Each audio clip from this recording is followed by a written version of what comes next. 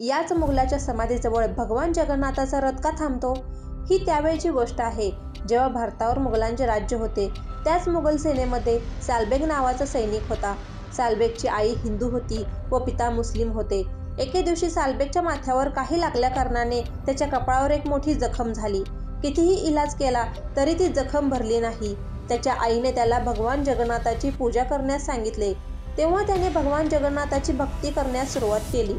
एकदा त्याला स्वप्न पडले की भगवान जगन्नाथ त्याला भेटायला आले व त्यांनी त्याच्या जखमेवर लावायला राख दिली. त्याने स्वप्नातच ती राख त्याच्या जखमेवर लावली. जागे झाल्यावर त्याला समजले की हे स्वप्न होते, पण आश्चर्याची गोष्ट अशी की त्याचा घाव ठीक झाला होता. त्याने लगेच जगन्नाथ मंदिराकडे धाव घेतली, पण मुस्लिम असल्याकारणाने त्याला मंदिरात प्रवेश करता आला नाही. तेव्हा त्याने मंदिराबाहेर बसूनच भगवान जगन्नाथाची भक्ती केली. त्याच्या मृत्यूच्या आधी सालबेग म्हणाले की माझी भक्ती जर खरी असेल तर भगवान मला नक्की येऊन भेटतील.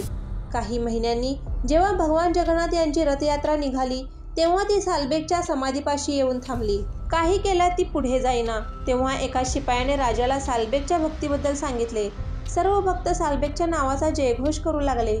त्यानंतर रथ ओढण्याचा प्रयत्न झाला व तेथून रथ हलला. आजही जगन्नाथपुरीमध्ये रथयात्रेदरम्यान भक्त सालबेगचे भजन निश्चितच गायले जाते. या घटनेवरून हे सिद्ध झाले आहे की देवाला आपल्या भक्ताच्या जातीची किंवा धर्माची पर्वा नाही. त्याला फक्त त्या भक्ताच्या प्रेमाची व समर्पणाची काळजी आहे. चॅनलला नवीन असाल तर सबस्क्राईब करा व कमेंटमध्ये जय श्री जगन्नाथ नक्की लिहा.